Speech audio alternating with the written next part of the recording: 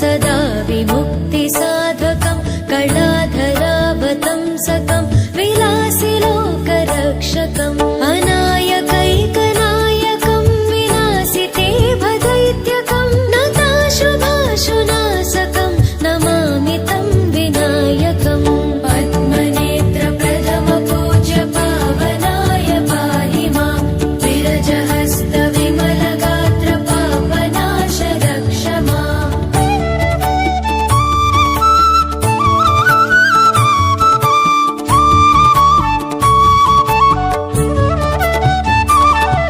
न तेतरातिभीकरं